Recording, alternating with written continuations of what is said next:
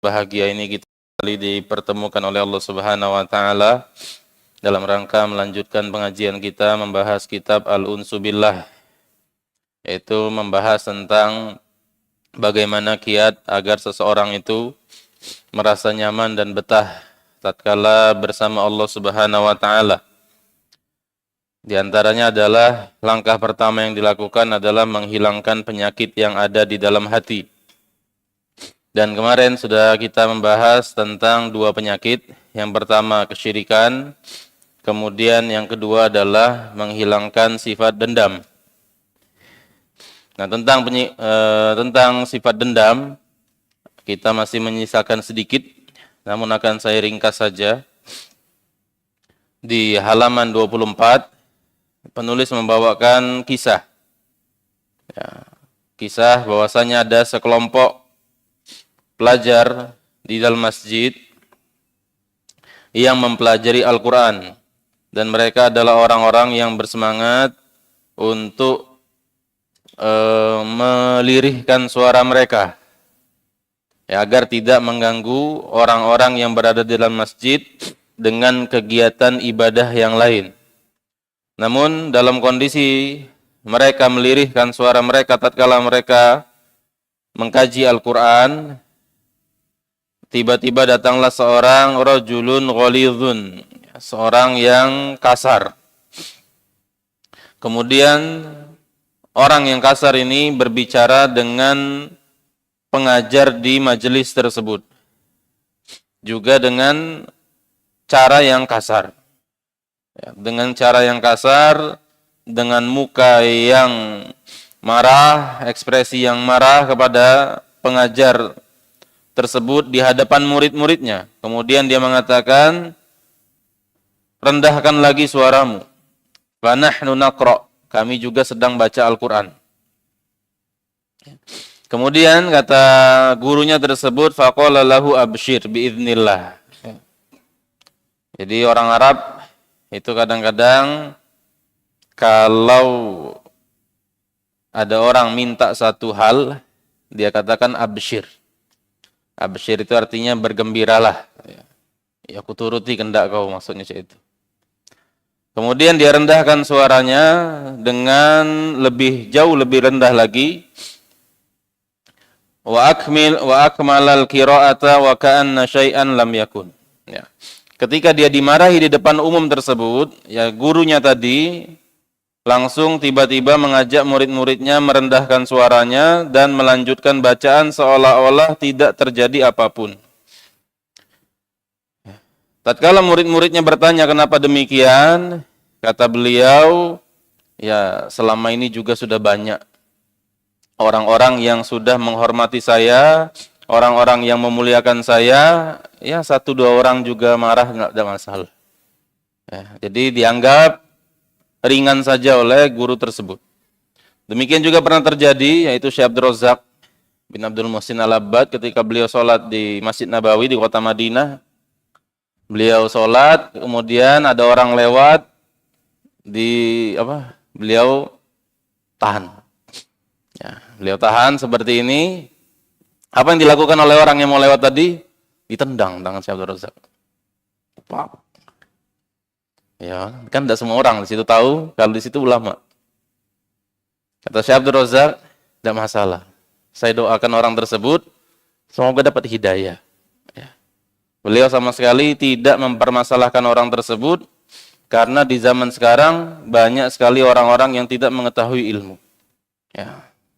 Oleh karena itu, tatkala kita melakukan satu hal kemudian disakiti masyarakat, jangan langsung kita doakan dengan doa yang jelek, ya. Karena kita hidup di tengah masyarakat yang sunnah itu asing. Kemudian kisah berikutnya di halaman 25, di paragraf terakhir. Dan betapa indahnya apa yang diceritakan oleh Ibnul Arabi rahimahullah. Anna Syekha Aba Muhammad ibni Abi Zaid, bahwasanya Syekh Muhammad bin Abi Zaid wa huwa minal ilmi wad dini fil manzilatil ma'rufah. Beliau memiliki kedudukan dalam agama, dalam ketakwaan, dalam ilmu dengan kedudukan yang orang-orang mengetahuinya. Kanat lahu zaujatun sayyi'atun al-ishrah. Beliau memiliki seorang istri yang istrinya ini adalah istri yang jelek muamalahnya dengan suami. Wa kanat tuqassiru fi huquqihi. Istrinya itu tidak memuliakannya dengan pemuliaan yang selayaknya. Tidak memenuhi hak-haknya sebagai seorang suami. Wa tu'dhihi bilisaniha. Kadang-kadang istrinya itu menyakitinya dengan lisannya. Fayuqalu lahu fi amriha. Wa ya'dhilu bisabri 'alaiha. Ya, istrinya itu tadi tidak memenuhi haknya. Kemudian tidak hanya sekedar itu, lisannya kasar terhadap suaminya. Ya. Kemudian dia tetap menyikapi istrinya tersebut dengan sabar. Tatkala ditanyakan tentang istrinya tersebut, beliau mengatakan, ana rajulun akmalallahu alayya ni'mata fi sihhati badani wa ma'rifati. Aku adalah seseorang yang Allah Subhanahu wa taala berikan kesempurnaan, berikan kesempurnaan nikmat kepadaku dengan kesehatan badan dan luasnya pengetahuan. Wa ma malakat yamini, kemudian aku dianugerahi oleh Allah Subhanahu wa taala harta. Fala'allaha bu'itsat uqubatan 'ala dzambi, dan bisa jadi istriku ini diutus oleh Allah Subhanahu wa taala, dikirim oleh Allah Subhanahu wa taala untuk mendampingiku dalam rangka menghapuskan dosa-dosaku, ya, sebagai bentuk hukuman terhadap dosa yang telah aku lakukan. Fa'akhafu idza faraqtuha an tanzila bi'uqubatun hiya ashaddu minha. Justru aku khawatir kalau aku menceraikan istriku ini akan turun hukuman dari Allah Subhanahu wa taala yang lebih berat dari fitnah istriku ini. Ya, itu bentuk maaf dan bentuk kesabaran yang dipraktikkan oleh para ulama. Namun apa yang dilakukan oleh Syekh Abu Muhammad bin Abi Zaid ini harus, ya. Harus seseorang itu istrinya ngato-ngatoi dia, istrinya tidak memenuhi haknya, kemudian dia bersabar, itu tidak harus. Ya. Kalau seandainya ini bisa malah jadi masalah psikologis, malah jadi stres punya bini model ini, ya. Ini diajak berhubungan misal tidak mau, ya. Kemudian gawin marah-marahi suami, ya. Suaminya di luar ngadepi banyak orang, sampai di rumah malah menghadapi orang baru lagi, masalah baru lagi. Ya. Sehingga tidak wajib kita memiliki kesabaran seperti kesabaran yang dilakukan oleh Syekh Abu Muhammad ini, ya, Syekh Abu Muhammad bin Abi Zaid. Ini tidak wajib. Tapi beliau melihat dari sisi yang lain. Sisi yang lain adalah, ya, aku seseorang yang dianugerahi oleh Allah Subhanahu wa taala banyak nikmat. Badan sehat, ya. Kemudian dianugerahi Allah rezeki berupa ilmu, kemudian dianugerahi oleh Allah Subhanahu wa taala harta. Nah, ini sisi gelapnya kehidupan. Sisi gelapnya kehidupan, sisi tidak nyaman kehidupan yang aku miliki, Allah anugerahkan seorang istri yang membuat hidup ini terasa tidak nyaman. Dan aku anggap ini sebagai hukuman dari dosa-dosaku. Justru aku khawatir kalau seandainya dia aku ceraikan, muncul hukuman yang lebih berat dari istriku ini. Nah, ini bagian sisa dari pembahasan pekan kemarin. Sekarang kita bahas penyakit yang ketiga, yaitu al-hasad. Al-hasad itu dengki. Ya, hasad itu artinya dengki. Bahasa Palembang lagi seri. Ya. Wa huwa tamanni zawalun ni'mati anil muslimi alladhi yasta'miluha fima yubahu. Apa itu hasad? Hasad adalah berharap hilangnya kenikmatan dari seorang muslim yang dia menggunakan kenikmatan tersebut dalam perkara yang hukumnya mubah. Ini definisinya bagus ini. Jarang definisi seperti ini tentang hasad. Yang sering kita temui adalah hasad itu seseorang menginginkan hilangnya nikmat dari orang lain. Biasanya seperti itu. Ya. Tapi di sini penulis mengatakan hasad adalah berharap hilangnya nikmat. Satu. Anil muslim, dari seorang muslim. Dua. Alladzi yasta'miluha fima yubahu. Yang seorang muslim tersebut menggunakan kenikmatan tersebut di dalam perkara yang hukumnya mubah. Tiga. Artinya dari definisi ini, kalau seseorang hasad terhadap non-muslim, itu sudah haram. Ini tidak dikatakan hasad. Seseorang menginginkan, seseorang muncul rasa ingin hilangnya kenikmatan dari seorang non-muslim, itu tidak dikatakan hasad. Apalagi non-muslim tersebut mendukung perbuatan-perbuatan maksiat. Ya. Misalnya kita lihat non-muslim, rezekinya lancar, luar biasa. Ya.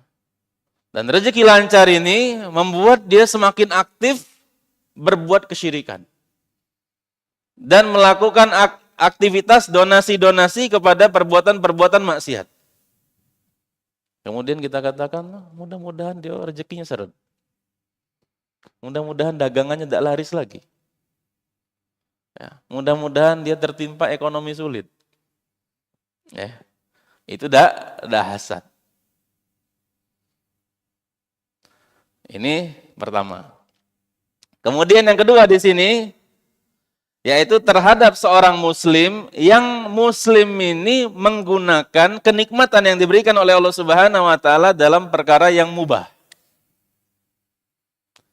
Beli mobil, itu mubah. Beli rumah, kemudian beli tanah, nambah aset, itu mubah. Muslim mendapat harta dari Allah Subhanahu wa taala, dia gunakan untuk yang mubah. Kemudian kita ingin kenikmatan tersebut hilang dari dia, namanya hasad. Ya. Tapi tatkala seorang muslim menggunakan nikmat yang diberikan oleh Allah Subhanahu wa taala dalam perkara maksiat, kasusnya lain lagi. Fima yubahu. Kalau digunakan dalam maksiat, seorang muslim. Cuman dengan banyaknya rezeki yang dimiliki oleh dia, berupa kenikmatan dunia dan kedudukan secara sosial, kemudian dia mendukung kezoliman. Kemudian dia berbuat zolim. Kemudian dia nutup kajian misalnya. Ya. Kemudian kita katakan, mudah-mudahan hilang nikmat itu. Ya. Hasad apa dia ini? Tidak hasad. Nah, oleh karena itu, definisi yang disampaikan oleh penulis di sini bagus sekali tentang definisi hasad. Ya. Qala Syekhul Islam Ibnu Taimiyah rahimahullah, al-hasadu fihi bukhlun wa zulmun.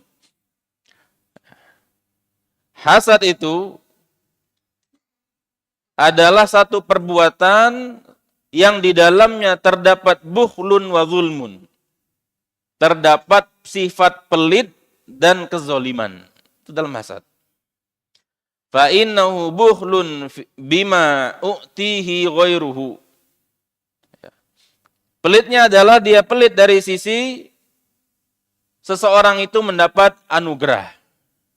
Wa zulmuhu bi talabi zawali dzalika anhu, dan bentuk kezoliman orang-orang yang memiliki hasad adalah seseorang itu ingin kenikmatan yang diraih oleh seseorang itu hilang.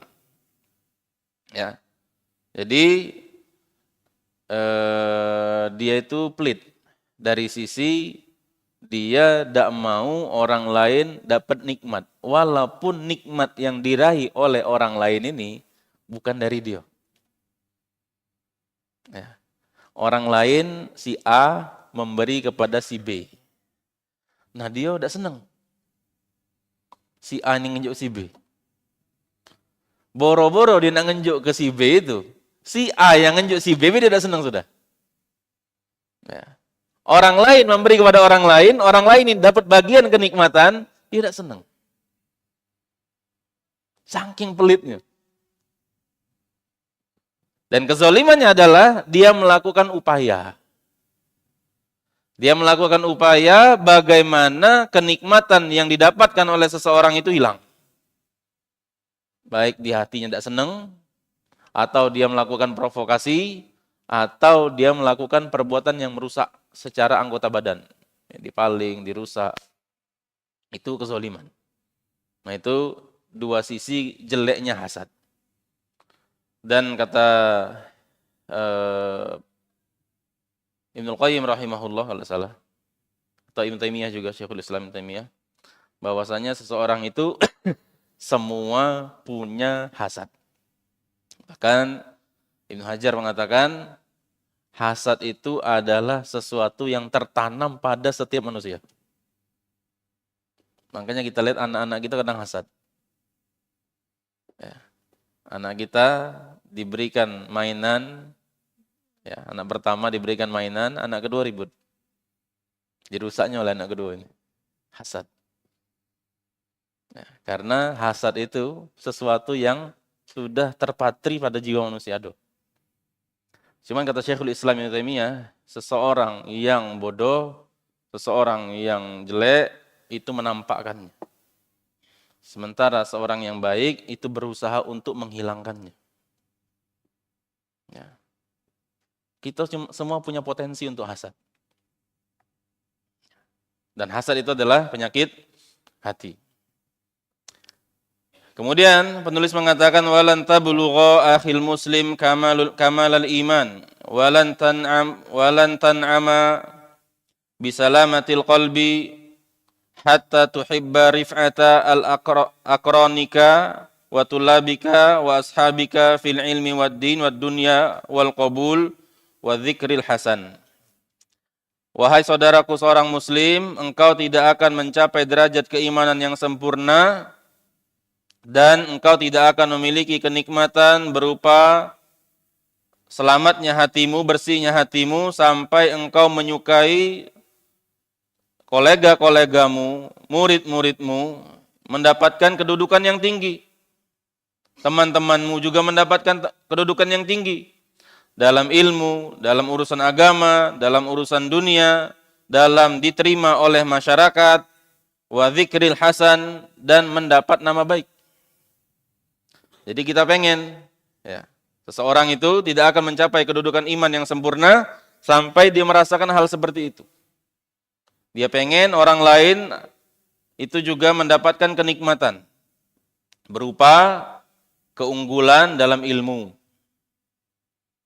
ya, keunggulan dalam agama, unggul dari sisi ilmu dan sisi agama, keunggulan dari sisi dunia. Senang dia lihat orang lain unggul dari sisi dunia. Ya, ngungguli diri dia dari sisi dunia senang. Ini sulit. Ya. Dari kalangan orang-orang yang berilmu, orang-orang pelajar, itu dia bersaing. Bahkan sebagian orang menyembunyikan cara belajarnya. Trik belajar dia supaya sukses, disembunyikan. Kalau tanya wong, cak mana kiat kau belajar sampai bagus segala nilai? Allah aku ini biasa-biasa baik. Ya, di kelas tuh lah belajar. Kalau sudah di rumah tidur. Padahal tidak belajar serius. Ya.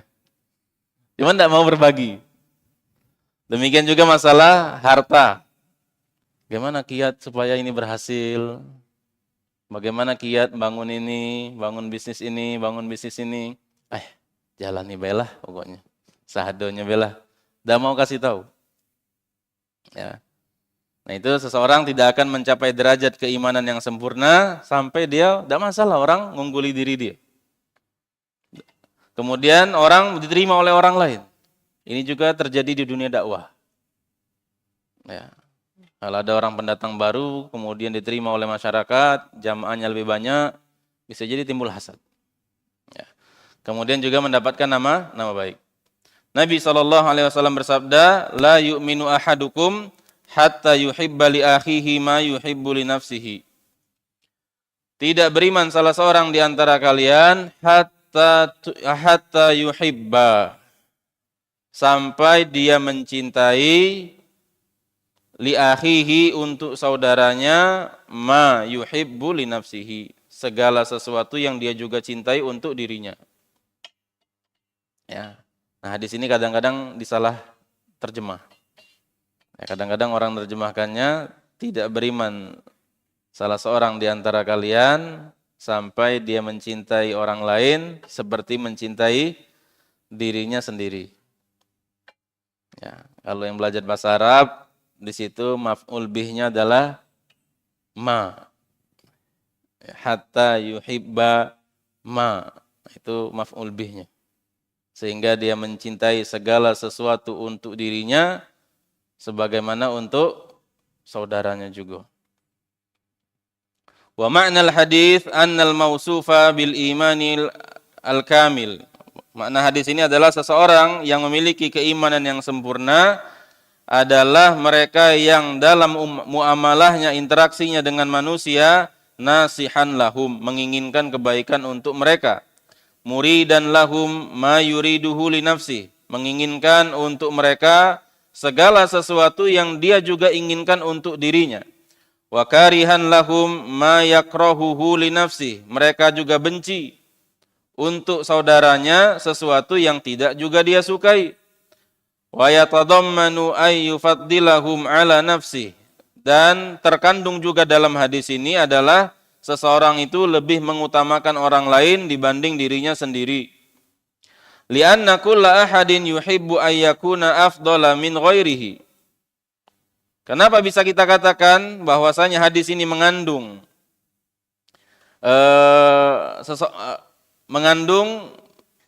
seseorang itu menginginkan orang lain lebih unggul dari dirinya? Karena masing-masing orang, li'anna kulla ahadin yuhibbu ayyakuna afdala min ghairihi. Karena setiap orang hakikatnya menginginkan dia itu lebih unggul dibanding yang lain. Ya. Fa idza ahabba li ghairihi ma yuhibbu li nafsihi faqad ahabba ayyakuna ghairuhu afdala minhu. Oleh karena itu, apabila dia menyukai orang lain untuk orang lain sebagaimana yang dia sukai untuk dirinya sendiri, maka dia juga menginginkan agar orang lain tersebut lebih unggul dari dirinya. Jadi contohnya seperti ini. Kalau kita ingin dagangan kita laris, maka kita juga ingin dagangan saudara kita laris. Kalau kita ingin tinggal dengan nyaman, maka kita pengen juga saudara kita tinggal dengan nyaman. Kalau kita ingin makan enak, kita ingin juga saudara kita makan enak. Bahkan dalam kasus-kasus tertentu, kita ingin agar kita lebih unggul dari orang lain. Ya.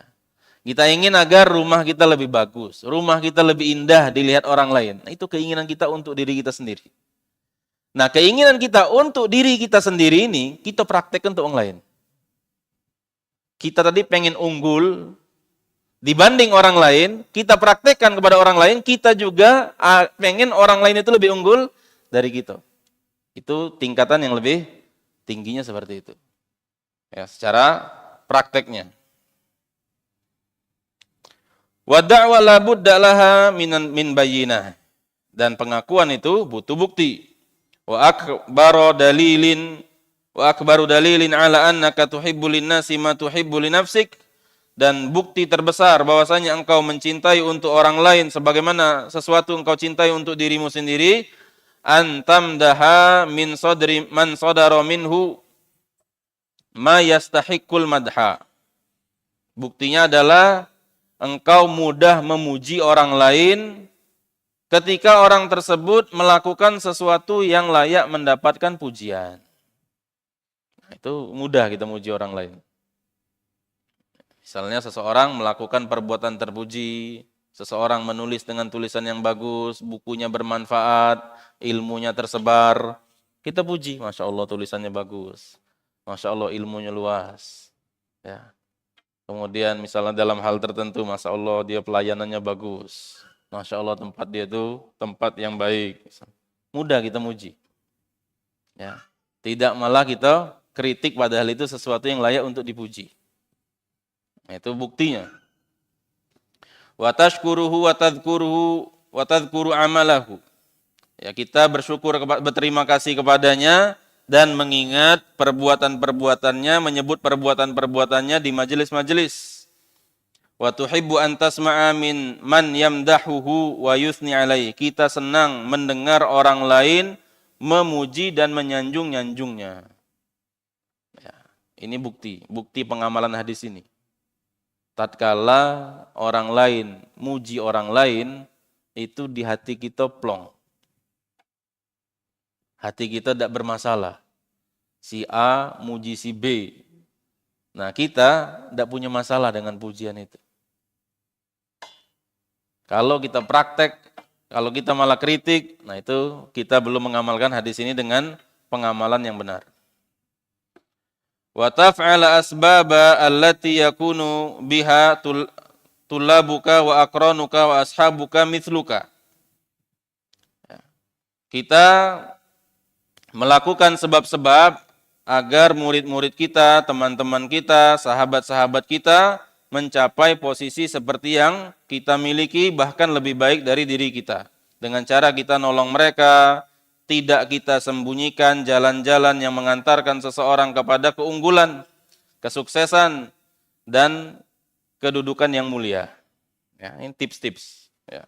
Tidak kita sembunyikan. Orang nanya tips apa? Cak mano supaya ini misalnya. Cak mano supaya sekolah berjalan dengan baik. Oh, diceritakan oleh dia. Cak ini. Cak mano anak supaya hafalannya banyak, cerita oleh dia. Cak ini diatur jamnya, ya, dilihat kondisinya, ini bukunya, ini gurunya, terus diceritakan oleh dia. Ya. Demikian juga sukses dalam perdagangan, sukses dalam belajar, sukses dalam rumah tangga, sukses dalam hal-hal duniawi yang lain, ya. Sukses bangun rumah dan lain-lain diceritakan tips-tipsnya.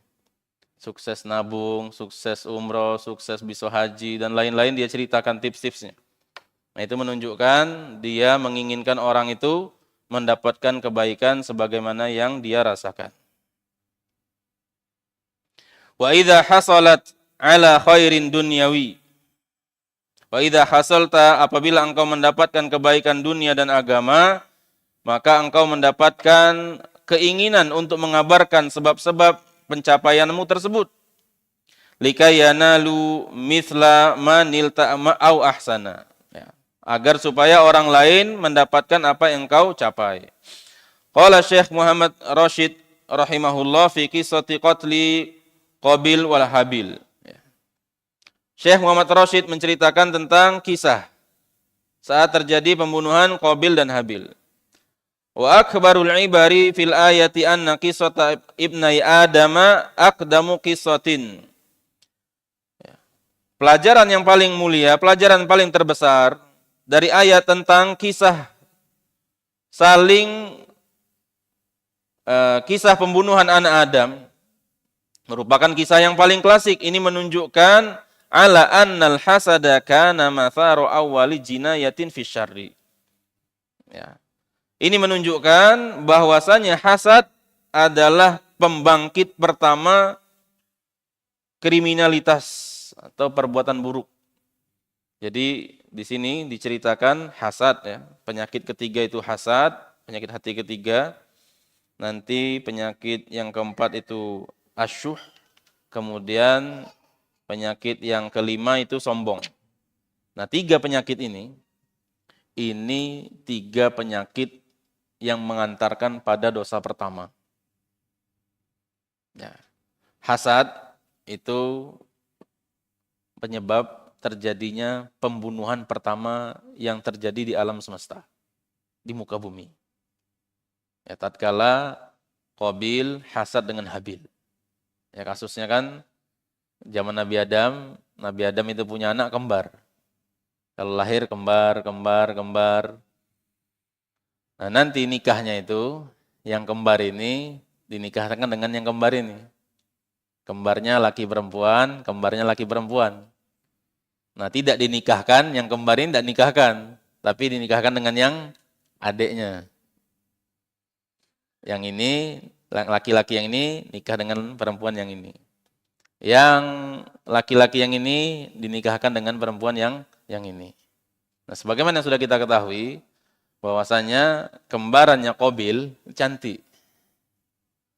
Ya, kembarannya Qabil cantik. Sementara kembaran Habil itu tidak cantik. Sehingga Qabil hasad. Ya, Qabil hasad. Demikian juga tatkala kurban. Ya. Kurbannya Habil diterima oleh Allah Subhanahu wa taala, sementara Qabil tidak diterima oleh Allah Subhanahu wa taala. Akhirnya dia hasad. Kemudian dari hasad ini turunlah dosa-dosa yang lain. Tadi yaitu zulmun. Bukhlun wa zulmun. Akhirnya dibunuhlah Habil. Ya. Wala yazalu huwa alladhi yufsidu 'alan nasi amra ijtima'ihim, dan hasad ini akan senantiasa merusak kondisi masyarakat. Ya, demikian juga merusak interaksi di dalam rumah tangga, dalam kabilah, dalam negara. Karena engkau akan melihat orang-orang yang hasad itu merasa berat tatkala orang lain mendapatkan kenikmatan dari sisi nasab, dari sisi jenis, dari sisi agama. Wa huwa lam yata'arrad limithliha liyanalaha. Kemudian dia sendiri tidak mendapatkan peluang untuk memperoleh kenikmatan yang serupa. Sehingga dia melakukan kezaliman terhadap saudaranya. Walau bima fihi syaqa'uhu huwa. Ya. Kemudian Ibnul Qayyim menyampaikan, Ibnul Qayyim menyampaikan 3 bentuk hasad. Yang pertama, bentuk hasad itu adalah mengangankan hilangnya nikmat dari orang lain. Ini bentuk hasad pertama. Bentuk hasad yang pertama adalah seseorang mengangan-angankan agar orang lain itu dihilangkan oleh Allah Subhanahu wa taala kenikmatan. Ya, punya istri yang cantik, dia angan-angankan cerai. Ya, supaya dia yang kawininya. Jangan. Kemudian punya rumah yang baik, didoakan rumahnya itu rusak. Punya kendaraan juga demikian, punya jabatan juga demikian. Nah, ini dia mengangan-angankan hilangnya nikmat dari orang lain. Kemudian yang kedua, mengangankan orang lain tidak mendapatkan nikmat dan tetap pada kondisinya. Ini parah ini. Lihat orang miskin, nah diangan-angankan biar dia miskin terus. Lihat orang susah, orang sedih, biarlah dalam kondisi itu terus. Ini parah. Kenapa parah? Karena kalau yang pertama, itu nikmatnya sudah datang. Wujud nikmatnya ada. Sementara yang kedua, nikmatnya belum datang. Nikmatnya belum datang itu. Tapi dia sudah tidak senang kalau dapat. Kan ini orang miskin masih. Nikmat kayanya, lapang rezekinya itu belum ada ini. Cuman dia berharap kondisi orang tersebut itu terus. Ya. Dia pengen dagangan orang sepi terus. Kalau dagangan orang rame, kemudian dia hasad, itu sudah kejadian. Rame. Pengen dia hilang. Tapi kalau seseorang pengen, ini sepi terus, ini yang belum datang ke dia, sudah dihasad. Dan ini parah. Ya. Kemudian yang ketiga, namanya ghibthah. Ya. Ghibthah, dan ini tidak terlarang. Ini adalah persaingan sehat. Sebagaimana firman Allah Subhanahu wa taala, "Falyatanafasil mutanafisun." Hendaknya berlombalah orang-orang yang berlomba-lomba dalam kebaikan. Ya, itu 3 bentuk hasad. Dan intinya adalah tentang hasad ini seseorang itu tidak sempurna keimanannya terhadap takdir. Walaupun antum cerita apapun, rahasia dapur yang layak untuk diceritakan maksudnya. Supaya orang itu sama-sama maju seperti kita. Rezeki dari Allah Subhanahu wa taala itu tetap seperti itulah. Ya. Dalam dunia usaha, kita laris. Kemudian kita ceritakan semua tips-tips supaya bisa laris ini. Apakah rezekinya bakal sama? Karena Allah Subhanahu wa taala sudah bagi-bagi rezeki. Ya. Walaupun kita ceritakan semuanya ini, caranya kayak ini. Step dari pertama itu sini. Langkah kedua, langkah ketiga, langkah keempat terus. Ya. Nanti kalau sudah seperti ini, bikin seperti ini. Apakah sama tetap rezekinya? Tidak. Ya.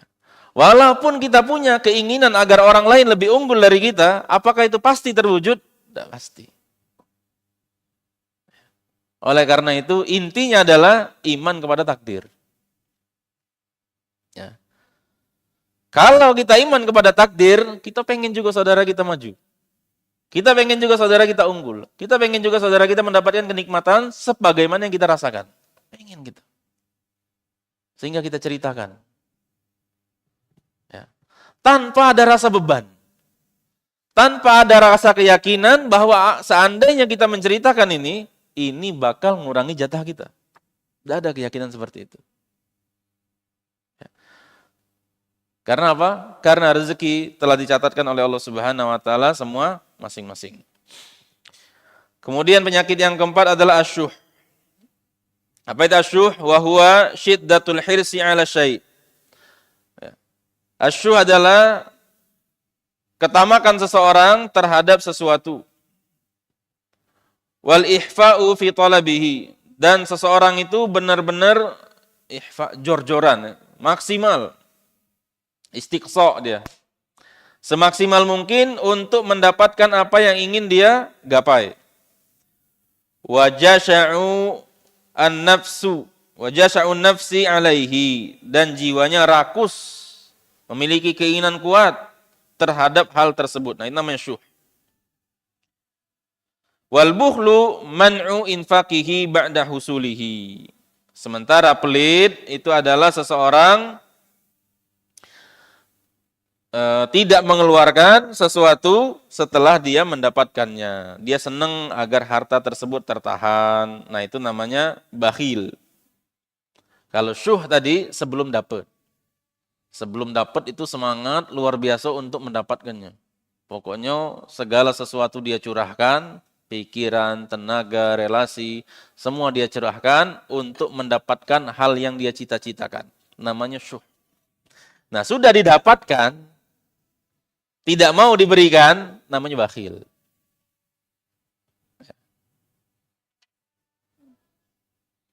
Ya, sudah azan ya. Kita lanjutkan insya Allah nanti setelah azan.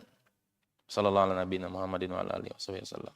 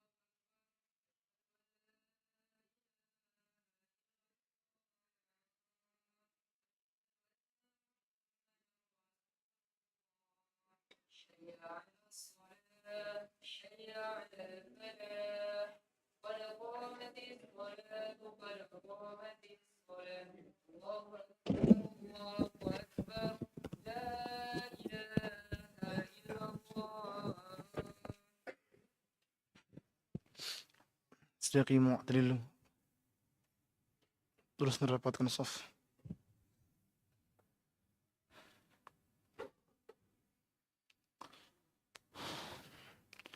الله أكبر.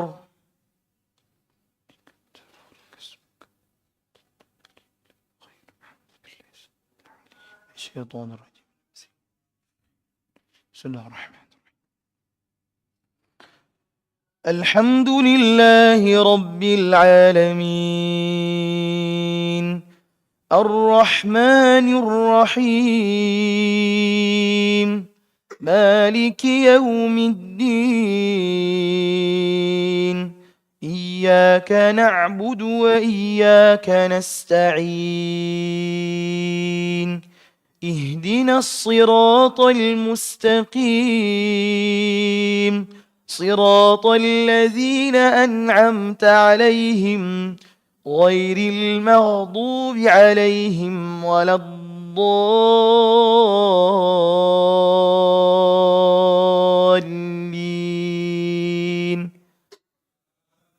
آمين. والسماء والطارق وما أدراك ما الطارق النجم الثاقب إن كل نفس لما عليها حافظ فلينظر الإنسان مما خلق من ماء دافق يخرج من بين الصلب والترائب إنه على رجعه لقادر يوم تبلى السرائر فما له من قوة ولا ناصر والسماء ذات الرجع والأرض ذات الصدع إنه لقول فصل وما هو بالهزل إنهم يكيدون كيدا وأكيد كيدا فمهل الكافرين أمهلهم رويدا. الله أكبر.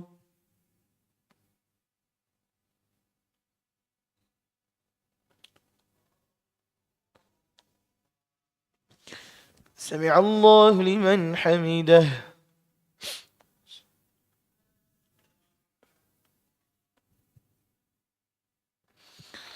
الله أكبر.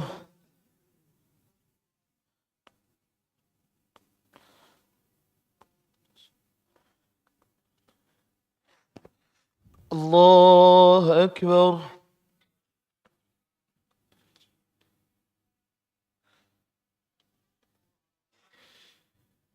الله أكبر.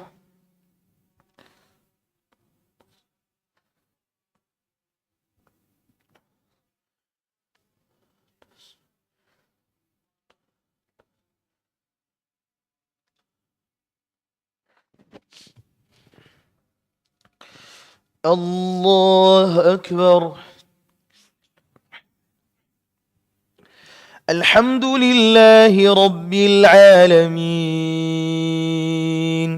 الرحمن الرحيم مالك يوم الدين إياك نعبد وإياك نستعين اهدنا الصراط المستقيم صراط الذين أنعمت عليهم غير المغضوب عليهم ولا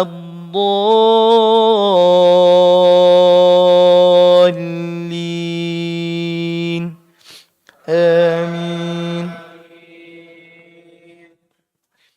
والتين والزيتون وطور سينين وهذا البلد الأمين لقد خلقنا الإنسان في أحسن تقويم ثم رددناه أسفل سافلين إلا الذين آمنوا وعملوا الصالحات فلهم أجر غير ممنون فما يكذبك بعد بالدين أليس الله بأحكم الحاكمين الله أكبر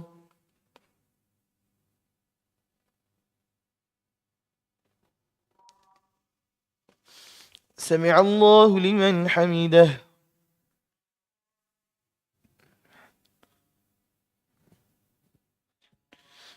الله أكبر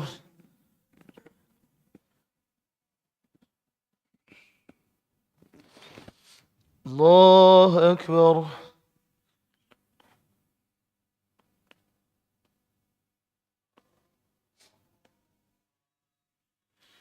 الله أكبر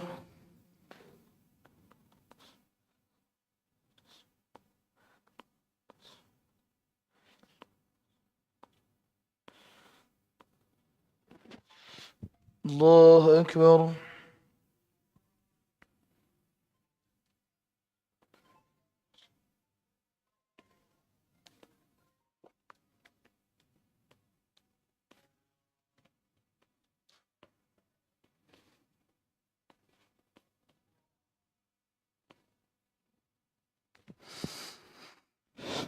الله أكبر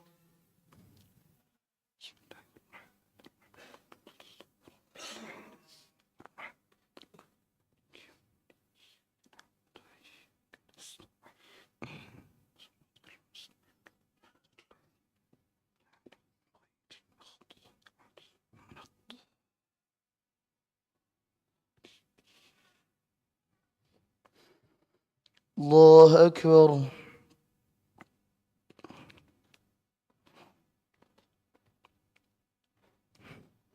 سمع الله لمن حمده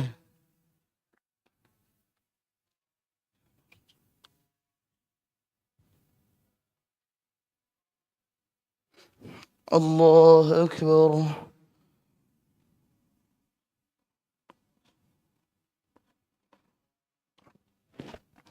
الله أكبر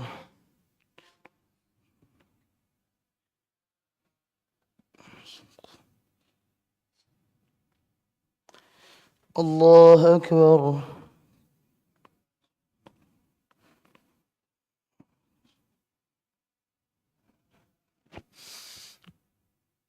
الله أكبر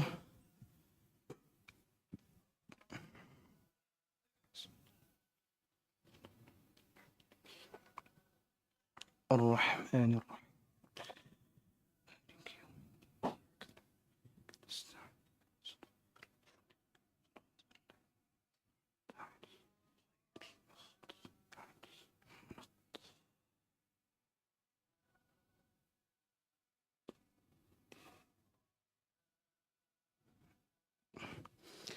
الله أكبر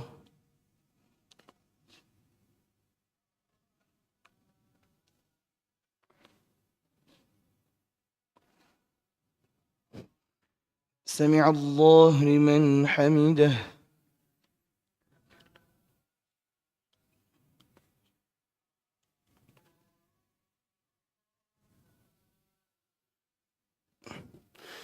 الله أكبر.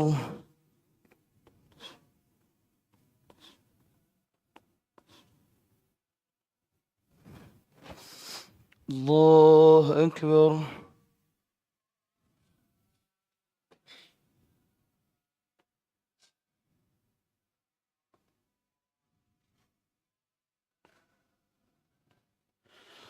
الله أكبر.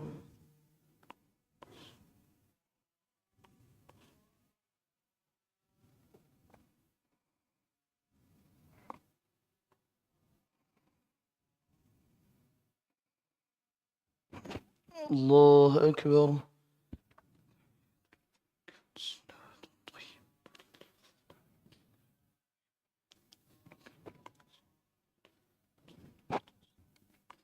أشهد أن لا إله.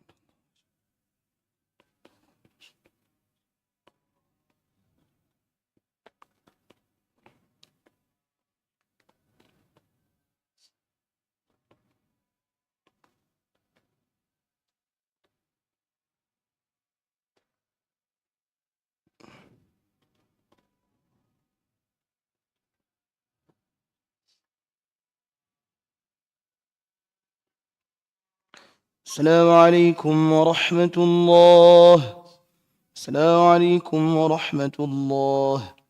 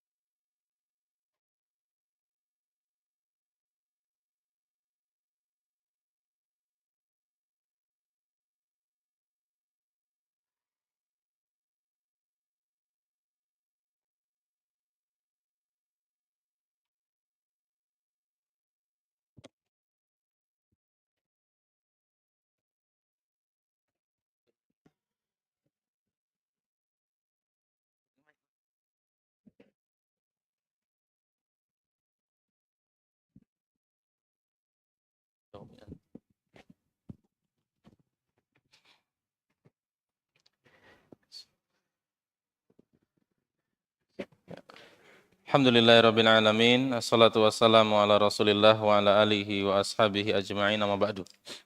Ya, kembali kita lanjutkan membaca kitab Al-Unsu Billah.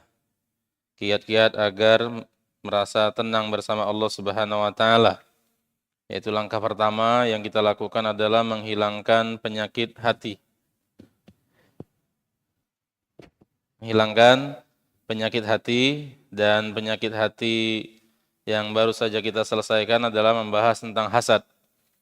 Bahwasanya hasad itu adalah menghilangkan keinginan atau harapan hilangnya nikmat dari seorang muslim yang kenikmatan tersebut dia gunakan dalam perkara yang mubah.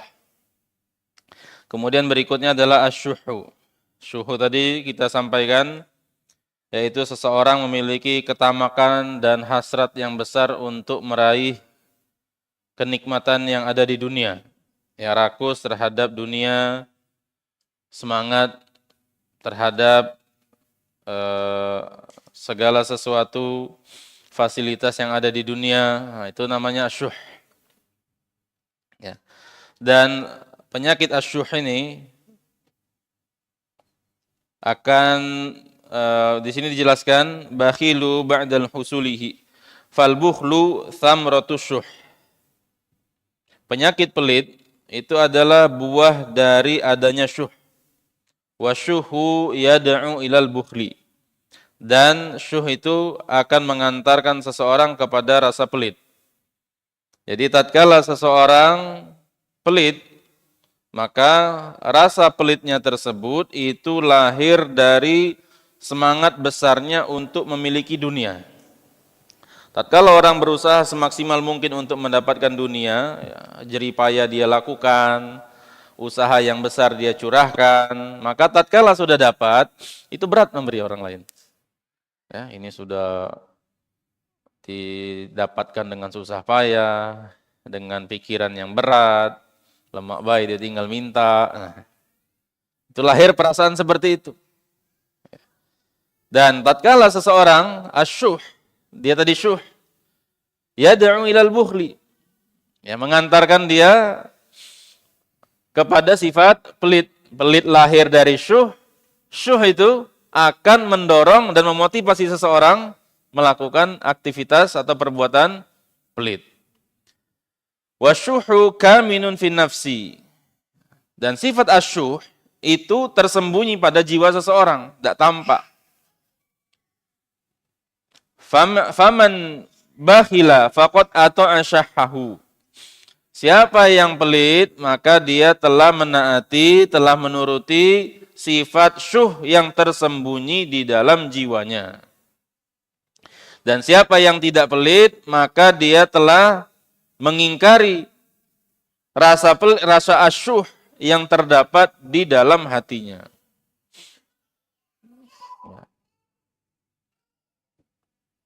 Apalah terjemahan bahasa Indonesia syuh ini? Rakus terhadap dunia. Ya. Rakus terhadap dunia. Mungkin kurang lebih seperti itu. Dan Allah Subhanahu wa taala menyifati orang-orang yang beriman dengan mengatakan wa may yuqashuha nafsihi faulaika humul muflihun. Allah Subhanahu wa taala di sini di surat Al-Hasyr bercerita tentang Muhajirin dan Ansor. Ya, kata Allah Subhanahu wa taala wa may yuqashuha nafsihi faulaika humul muflihun. Kita lihat dulu ayatnya.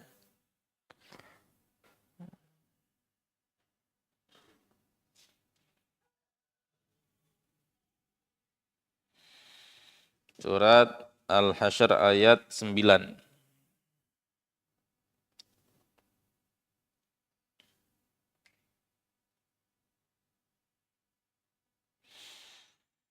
Ya. Di awalnya di ayat ke-8 Allah Subhanahu wa taala berfirman tentang orang-orang muhajirin. Lil fuqara'il muhajirin alladzina ukhriju min diyarihim wa amwalihim. Yaitu orang-orang fakir dari kalangan muhajirin. Alladzina ukhriju min diyarihim, yang mereka ini diusir dari rumah-rumah mereka, dari kampung halaman mereka, dan mereka juga diusir sehingga harta mereka tinggal di Mekah. Ya bataguna fadlan minallahi wa ridwana. Yang mereka keluar dari kota Mekah tersebut mengharapkan karunia dari Allah Subhanahu wa taala dan keriduannya. Wa yansurunallaha wa rasulah, menolong agama Allah dan Rasulnya. Ulaika humus shadiqun. Mereka inilah orang yang jujur dalam keimanannya. Walladzina tabawwa'ud dara wal iman. Sementara orang-orang yang sudah tinggal lebih dulu di negeri keimanan, di negeri kota Madinah, min qablihim yuhibbuna man hajara ilaihim. Mereka yang tinggal di kota Madinah ini mencintai orang-orang yang hijrah menuju mereka.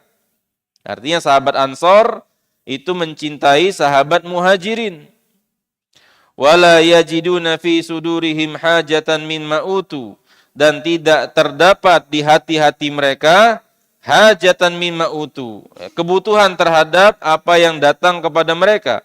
Wa yu'thiruna ala anfusihim. Nah, sahabat-sahabat Ansor ini kata Allah Subhanahu wa taala memiliki ithar. Ini lawan dari asyuh. Ithar itu lebih mengutamakan orang lain. Nah, sahabat-sahabat Ansor itu lebih mengutamakan sahabat-sahabat Muhajirin dibanding diri mereka sendiri, walau kana bihim khososoh, walaupun mereka sendiri adalah orang yang berkebutuhan.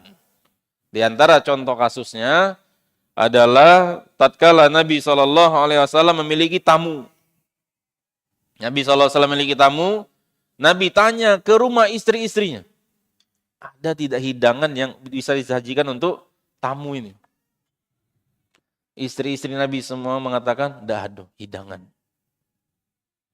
Akhirnya Nabi mengatakan, siapa yang ingin menjamu tamu Rasul? Ya, siapa yang ingin menjamu tamuku ini? Kemudian sahabat Ansor ngomong, kami wahai Rasulullah nak jamunya. Ya. Kemudian dia katakan kepada istrinya, ada tak makanan di rumah? Tidak kati makanan kecuali untuk anak-anak kita inilah. Kata dia, buat anak tidur lebih cepat malam ini, kita nak jamu tamu Rasulullah. Ya. Kan zaman dulu itu gelap rumah itu. Ya belum ada lampu, belum ada penerangan kecuali obor, kecuali api. Tatkala tamu Rasulullah datang di malam hari, kan tamu itu memang tinggal di rumah seseorang. Ya, mereka dalam kegelapan tadi pura-pura makan, makanan yang beneran itu disajikan kepada tamunya Rasulullah. Anak-anak mereka sudah tidur. Nah, ini kata Allah Subhanahu wa taala, yu'thiruna ala anfusihim. Mereka lebih mengutamakan orang lain dibanding diri mereka sendiri, walau kana bihim khososah, walaupun mereka sendiri berkebutuhan. Wa may yuqashuha nafsihi, siapa yang terjaga dari sifat syuh, faulaika humul muflihun, mereka itu adalah orang-orang yang beruntung. Nah, ini kondisi sahabat Nabi SAW. Jadi sahabat Nabi SAW itu ngeri-ngeri dalam beramal. Ya. Di ayat-ayat yang lain Allah Subhanahu wa taala mengatakan tatkala seseorang bersedekah akan dihapuskan oleh Allah Subhanahu wa taala dosa dan disucikan jiwanya. Lupa saya ayatnya. Tapi tatkala ayat ini turun, sahabat-sahabat yang miskin gelisah ini. Ini kalau sedekah, ini di antara faidahnya dua. Menghapus dosa, menyucikan jiwa. Mereka jadi kuli angkut di pasar. Dengar ayat ini turun. Mereka jadi kuli angkut di pasar, dapat gaji, gajinya langsung sedekah ke. Ya, itu luar biasanya para sahabat Nabi SAW dalam beramal. Ya, benar-benar hilang sifat syuh, itu hilang dari diri mereka itu. Tamak dan rakus terhadap dunia itu benar-benar tipis sekali pada diri para sahabat Nabi, apalagi sampai sifat bakhil. Ya. Oleh karena itu dipuji oleh Allah Subhanahu wa taala mereka itu memiliki ithar. Bahkan di ayat yang lain Allah Subhanahu wa taala memuji para sahabat Nabi SAW itu bersikap baik kepada tawanan. Wa yut'imuna ta'ama ala apa ini? Wa yatiman wa asira. Ya, mereka ini memberi makanan kepada anak-anak yatim dan para tawanan. Apa ayatnya? Ada ingat? Wa yut'imuna ta'ama ala hubbihi. Wa yut'imuna ta'ama, mereka memberikan makanan yang mereka sukai kepada orang-orang miskin dan kepada para tawanan.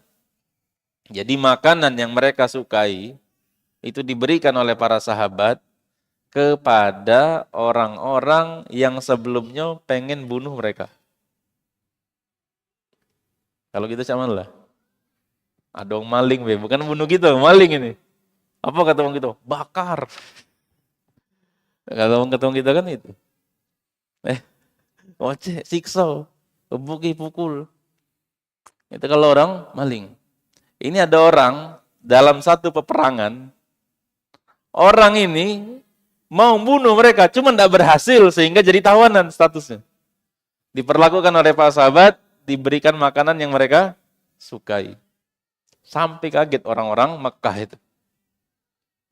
Orang-orang Mekah, tatkala mereka jadi tawanan kaum muslimin di perang Badar, itu kaget.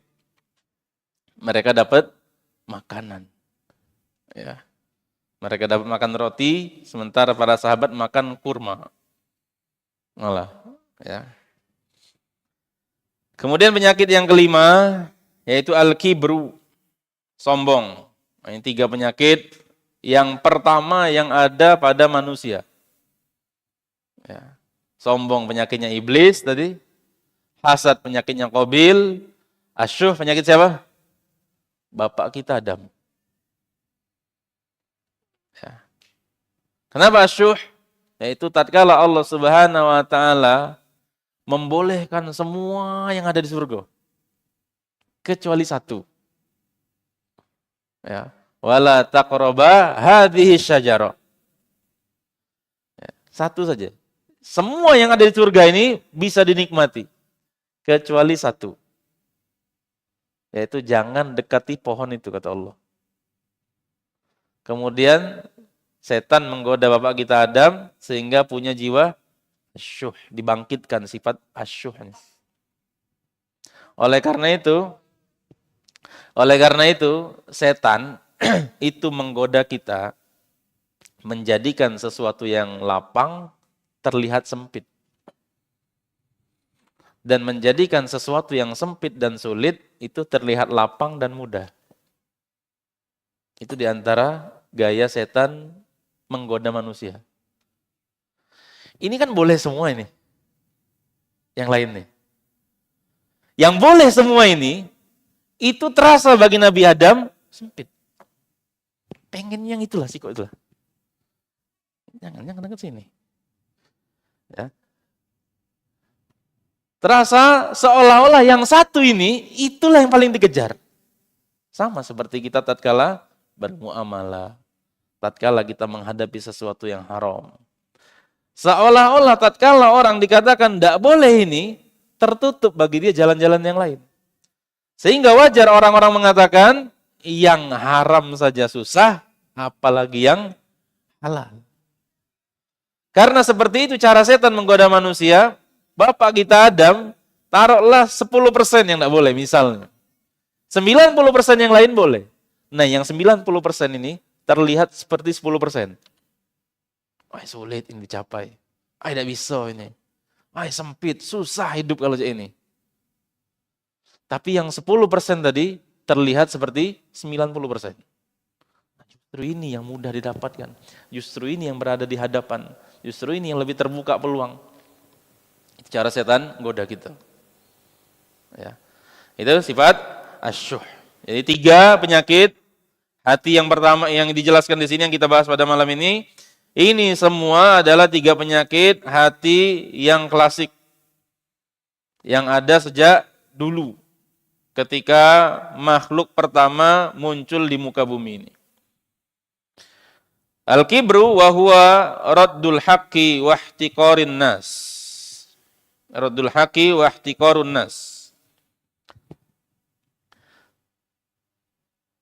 Sombong adalah menolak kebenaran dan meremehkan orang lain. Di antara bentuk meremehkan orang lain, ya seperti ucapan orang lain kepada rekannya, misal mengatakan, "Cak ini beda bisa." Cak ini be lemah. Nah, itu ungkapan-ungkapan meremehkan. Wal kibru huwa dzambun iblisur rajim. Ya. Sombong adalah dosanya iblis ar-rajim, fa'ala amruhu ila tardi wal ibadi an rahmatillah. Sehingga dia mendapatkan diusir dan dijauhkan dari rahmat Allah Subhanahu wa taala. Syekhul Islam Ibnu Taimiyah rahimahullah mengatakan at-takabburu syarrun minasyirki. Sombong itu lebih jelek daripada kesyirikan. Fa innal mutakabbira yatakabbaru an ibadatillahi ta'ala. Karena sesungguhnya orang yang sombong itu tidak mau beribadah kepada Allah Subhanahu wa taala, menolak untuk beribadah kepada Allah Subhanahu wa taala. Wal musyriku ya'budullaha wa ghairahu. Sementara orang musyrik itu menyembah Allah dan juga menyembah selain Allah. Ini adalah penyakit-penyakit yang disebutkan oleh Imam Ibnu Qayyim di awal-awal. Bahwasanya manusia itu semua memiliki hasad, memiliki kesombongan. Kesombongan iblis. Dan seperti orang-orang kafir, dan contoh-contohnya Fir'aun. Ya. Fir'aun itu jelas. Mukjizat Nabi Musa alaihi salam itu terang benderang di hadapan Fir'aun. Ya. Kata Allah Subhanahu wa taala wajahadu biha wastaiqanatha anfusuhum zulman wa uluwa. Fir'aun itu wajahadu biha. Menentang apa yang disampaikan oleh Nabi Musa. Wastaiqanatha. Padahal dia yakin. Ya. Padahal dia yakin bahwa Musa itu benar. Wastaiqanatha anfusuhum zulman wa uluwa. Kenapa dia wajahadu nolak zulman wa uluwa? Zolim dan sombong. Oleh karena itu kata Ibnu Taimiyah, Sombong itu dari sisi ini lebih jelek dari musyrik. Ya. Demikian juga Abu Jahal. Abu Jahal itu sombong. Ya. Demikian juga Abu Lahab, sombong. Nolak perintah Nabi, mengimani Nabi SAW karena faktor fanatisme kabilah. Ya. Itu yang dilakukan oleh Abu Jahal. Karena Abu Jahal bukan sekedar nolak, nyiksa. Para sahabat disiksa oleh Abu Jahal. Ya, Sumayyah, ibunya Ammar, dibunuh. Kemudian Abdullah bin Mas'ud, itu disiksa oleh Abu Jahal. Dipotong kupingnya, Abdullah bin Mas'ud itu. Oleh Abu Jahal. Ya, sombong. Oleh karena dari sisi itu, kesombongan lebih jelek dari kesyirikan. Karena kalau kesyirikan, seseorang masih mau menyembah Allah, cuman juga nyembah kepada selain Allah Subhanahu wa taala. Oleh karena itu Allah Subhanahu wa taala menjadikan neraka sebagai tempat tinggalnya orang-orang yang sombong. Allah Subhanahu wa taala berfirman, "Qila dkhulu abwaaba jahannam khalidina fiha." Dikatakan kepada mereka, masuklah kalian melalui pintu-pintu jahanam. Khalidina fiha. Kalian kekal di dalamnya. Fabi'sa mathwal mutakabbirin, dan sejelek-jelek tempat kembali untuk orang-orang yang sombong. Wa akhbara anna ahlal kibri wa tajabburi humul ladzi taba'allahu ala qulubihim. Demikian juga orang-orang yang sombong itu adalah orang-orang yang Allah Subhanahu wa taala balikkan hati mereka. Ya, bukan lagi ditutup, hatinya terbalik. Wa kadzalika yatba'ullahu ala kulli qalbin mutakabbirin jabbar. Dan demikianlah kami balikkan, kami telungkupkan hati, Allah Subhanahu wa taala telungkupkan hati setiap orang-orang yang sombong. Wa'lam annal asla tawaddu'a annal asla tawaddu'i ma kana fil qalbi la ma kana fil zahir. Ketahuilah bahwasannya inti dari tawadu adalah apa yang terdapat pada hati, bukan yang terlihat secara zahir. Tidaklah seseorang itu dikatakan tawadu binuzulika ila man huwa aqalla wa adna minka. Seseorang itu bukan dikatakan tawadu apabila seseorang itu merendahkan diri sehingga posisinya sama dengan orang lain. Ini wong kayo, aku kayo, ini wong miskin, nah, aku nyesuai ke diri dengan dia. Ini orang pintar, ini orang bodoh, nyesuai ke diri dengan orang bodoh deh. Itu bukan tawadu namanya. Ya. Walakin bi alla tara fi nafsika ma yumayyizuha an ghairiha. Tawadu itu seseorang itu tidak menganggap dirinya lebih unggul dibanding orang lain. Itu tawadu namanya. Ya. Siapa yang bisa memastikan diri kita lebih baik dari orang lain? Tidak ada seorang pun.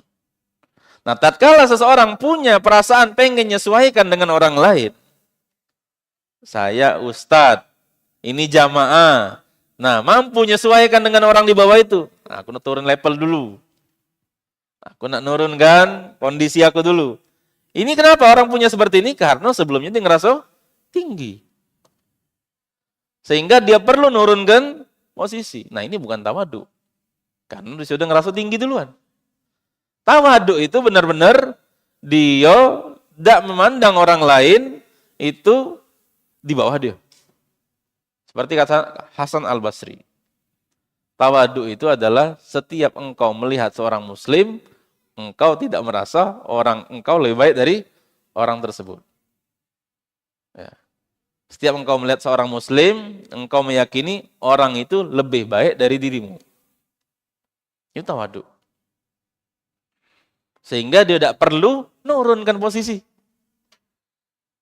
Ya. Fatata'amalu ma'as saghiri wal fakir mu'amalatal akh. Ya. engkau berinteraksi dengan anak kecil, dengan orang-orang kecil, dengan orang-orang miskin, seperti interaksinya seorang saudara dengan saudara yang lain. Seperti seorang teman dengan teman yang lain. Nah, itulah tawadu. Ya. Perasaanmu, kalau engkau merasa tawadu, tatkala engkau berinteraksi ma'aman huwa aqalla minka, dengan orang yang berada kondisinya lebih kecil darimu, fi dhahir dalilun ala annaka tara nafsaka arfa'u minhu. Itu menunjukkan bahwasanya engkau merasa dirimu itu lebih unggul dari orang tersebut. Wa man akhbaraka bidzalika? Siapa yang memberitahumu kalau engkau lebih unggul dari orang tersebut? Fahadha nau'un minat tarafu' al-khafi. Inilah yang disebut dengan sombong secara tersembunyi. Ya, sebenarnya kita sombong berarti. Kita merasa unggul dibanding orang lain. Ya, cuman kita mampu apa? Ngeblur dengan orang lain. Itu perasaan seperti itu. Itu yang terjadi pada sebagian kita. Ya, bisa jadi orang itu punya amalan tertentu seperti kita kemarin di kitab Aina Nahnu min Akhlaqi Salaf, kita baca kisah Muhammad bin Al-Munkadir tatkala ulama-ulama kota Madinah doa salat istisqa, kemudian ada orang lain, satu orang yang dia ini salat istisqa di malam hari. Kemudian dia berdoa, ya Allah turunkan hujan. Kata Muhammad bin Al-Munkadir, majnun. Gila wong ini. Tak beres wong ini. Ya. Tadi siang, ulama-ulama top kota Madinah ngumpul melakukan istisqa, tak turun hujan. Kemudian dia sholat dewean. Ya. Berharap dengan doa dia turun hujan. Belum dia turun ke tangannya, sudah bunyi petir. Apa profesi orang tersebut? Tukang sepatu. Ya, tukang sepatu. Tidak disangka bahwa dikira oleh Muhammad bin Al-Munkadir, Muhammad bin Al-Munkadir seorang ulama tabi'in. Jadi kira bahwa wali Allah, orang yang dekat kepada Allah Subhanahu wa taala itu punya posisi, punya profesi tertentu, punya majelis dan lain-lain. Tidak. Ya. Bahkan orang yang tidak dikenal. Oleh karena itu jangan sampai kita merasa dengan posisi yang ada pada kita sekarang lebih banyak dikenal orang. Ya. Terlihat secara zahir kita lebih banyak melaksanakan aktivitas ibadah. 5 rukun Islam ini sudah kutunai kegalo. Plus aku melok bangun masjid. Ya. Plus melok kurban tiap tahun. Jangan kita merasa kita lebih unggul dari orang lain. Kata Nabi SAW, Rubba ash'atha aghbar dhitimrain lau aqsama Allah la barrah. Betapa banyak orang yang rambutnya kusut karena dia miskin, tidak sempat merawat diri, punya cuma 2 pakaian, tapi kalau dia bersumpah atas nama Allah Subhanahu wa taala, Allah Subhanahu wa taala tidak tolak doanya. Ya. Jangan sampai kita demikian, karena ibadah hati itu memiliki kedudukan yang agung di sisi Allah Subhanahu wa taala dibanding ibadah zahir. Ya.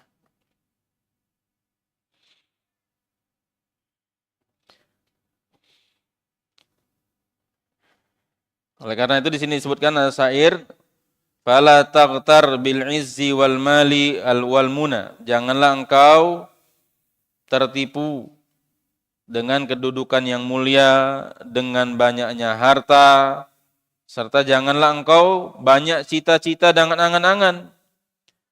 Fakam qad bulina bin kilabi sifatuha. Ya. Betapa banyak orang-orang yang Allah Subhanahu wa taala balikkan kondisinya. Ya. Oh, paragraf sebelumnya lewat ya. Di paragraf sebelumnya dijelaskan faqimatul insani bilubbihi wa akhlaqihi wa aqlihi. Nilai seorang manusia, harga seorang manusia itu justru dengan akalnya, dengan akhlaknya, Ya, itu nilai seorang manusia, bukan dengan hartanya. Syair ini mengatakan betapa banyak orang yang punya harta dibolak-balikkan Allah Subhanahu wa taala hilang dalam sekejap. Ya. Wa idza kana li ilmihi fal jahilu qad yakunu aslama minal muta'allim. Kalau dia sombong gara-gara ilmunya, maka orang yang jahil, orang yang bodoh itu bisa jadi lebih selamat dibanding orang yang berilmu. Fallahu ta'ala sayuhasibul alim, dan Allah Subhanahu wa taala akan menghisab seorang alim wa talibul ilmi, dan seorang talibul ilmi biqadri amalihi, sejauh mana dia mengamalkan dari apa yang sudah dia pelajari, wa hal ballaghahu wa zakkahu, apakah dia sudah menyampaikan dan menzakati ilmunya, wal ujbu wal ghurur wal kibru. Ya. Seorang yang ujub, seorang yang terperdaya dengan dirinya sendiri, seorang yang sombong, yahrumu minat taufik, terhalangi dari mendapatkan taufik. Apa itu taufik? Taufik itu semangat untuk beramal setelah tahu ilmu. Itu taufik namanya. Kan hidayah itu ada dua. Ada hidayah al-ilmu, ilmu al-bayan. Kemudian ada hidayatut taufik. Hidayah ilmu itu ya kita belajar tahu ini hukumnya halal, ini haram, ini utama, ini tidak utama, tahu hukumnya. Tapi setelah itu hidayah taufik, hidayah untuk beramal. Nah, apa yang membuat seseorang itu terhalang untuk beramal? Di antaranya tiga. Dia ujub, dia tertipu dengan diri sendiri, dan sombong. Oleh karena itu kita sama-sama koreksi diri kita, kenapa kita malas misalnya ke masjid, kita malas untuk beramal, kita malas untuk melakukan ketaatan, mungkin kita ujub. Kita merasa lebih hebat dari orang awam yang kenal tauhid, kenal sunnah, kenal hukum, kenal ini, ikut pengajian ini, ikut pengajian itu. Kita merasa kita adalah orang yang bagus dalam penyampaian, cerdas dalam pemahaman, cepat nangkep dalam banyak permasalahan. Mungkin karena itu. Ya. Sehingga ilmu yang kita dapatkan itu tidak melahirkan amal. Ya. Semoga Allah Subhanahu wa taala memperbaiki kondisi kita semua ya. Dan Allah Subhanahu wa taala menjauhkan kita dari sifat ujub ini. Yang di sini disebutkan tarafu al-khafi. Sombong yang tersembunyi. Kita tuh sebenarnya sombong, tapi kita tidak sadar. Bahkan kita sombong ngerasa tawadu. Ini lebih bawat lagi nih. Ya, lebih bahaya lagi. Padahal kita sombong, kita ngerasa tawadu. Tapi contohnya apa tadi? Ya, kita mampu ngerasa nurunkan level kita gabung dengan orang-orang di bawah kita. Itu kesombongan yang tersembunyi. Fayudillu sawa'ut thariq, sehingga dia tersesat dari jalan yang lurus. Ya, dan tercabut darinya keberkahan ilmu wal iyadu billah. Nah, demikian mungkin apa yang bisa kita kaji pada kesempatan malam hari ini. Mudah-mudahan apa yang kita kaji pada malam hari ini menjadi nasihat bersama untuk kita agar Allah Subhanahu wa taala membersihkan penyakit-penyakit hati yang ada pada kita, ya, kesyirikan, dendam, hasad, ya, kemudian syuh dan sombong. Ya. Dengan pemahaman seperti ini, dengan contoh-contoh seperti ini, karena buku ini, kalau kita perhatikan, buku ini memberikan definisi secara praktek. Ya, kadang-kadang kita membaca buku, itu terlalu teoritis, sementara buku ini memberikan sisi yang lain, yaitu langsung kepada kondisi praktek yang terjadi di tengah masyarakat. Ya. Nah, semoga Allah Subhanahu wa taala memberikan taufik kepada kita setelah Allah Subhanahu wa taala memberikan hidayah kepada kita berupa ilmu. Demikian, kalau ada yang ingin disampaikan silahkan.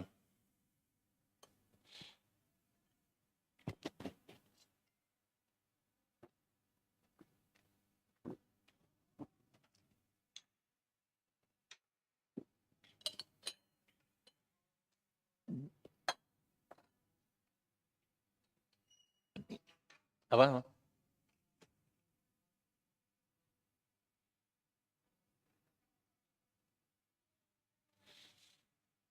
Gimana Mas Adhar? Apa? Afwan. Hmm. Amalan terbaik kita memberikan. Oh, pengen orang lain terbaik. Eh, Pengen orang lain lebih baik dari kita itu bentuk iman yang sempurna. Bagaimana kiatnya? Di antara kiatnya tadi, kita iman kepada takdir. Jadi, nah kalau di kitab-kitab tauhid, itu iman kepada takdir, itu kan dibahas secara teoritis. Iman kepada takdir adalah seseorang mengimani bahwasanya Allah Subhanahu wa taala itu memiliki kehendak, mencatat, melakukan perbuatan, terus seperti itu. Itu secara teoritis. Bahwasanya Allah Subhanahu wa taala itu mengetahui satu kejadian sebelum, sedang dan setelah terjadi. Tapi ada sisi-sisi bahwa itu butuh pengamalan. Bahwasanya segala sesuatu yang terjadi di muka bumi ini telah Allah Subhanahu wa taala catatkan sebelum 50.000 tahun sebelum langit dan bumi diciptakan. Ya.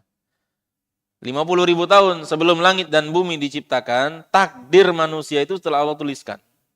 Yang pertama kali Allah Subhanahu wa taala ciptakan pena. Kata pena, kata Allah Subhanahu wa taala uktub. Tulis. Kata pena famadza aktub. Apa yang aku tulis? Kata Allah, tulis semua takdir sampai terjadi hari kiamat. Ya. Dan takdir itu cakupannya banyak. Ya.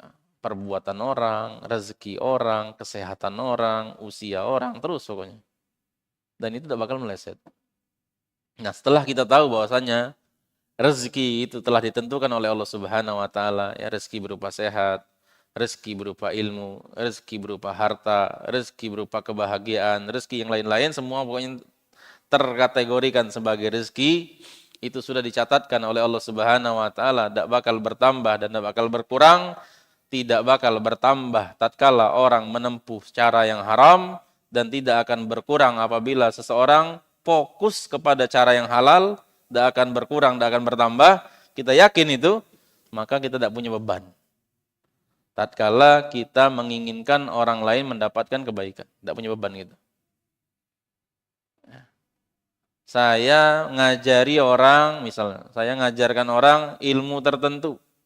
Kita ajarkan habis-habisan, itu kita terbuka. Karena apa? Tidak masalah. Ya, rezeki orang masing-masing. Jadi kita tidak masalah tatkala orang kita ajarkan sesuatu sehingga kita pengen orang tersebut lebih baik dari kita. Intinya iman kepada takdir. Tatkala kita mengimani takdir dengan pengimanan dan pemahaman yang baik, maka kita bisa mengamalkan hadis Nabi SAW tadi, la yu'minu ahadukum hatta yuhibba li akhihi ma yuhibbu li nafsihi.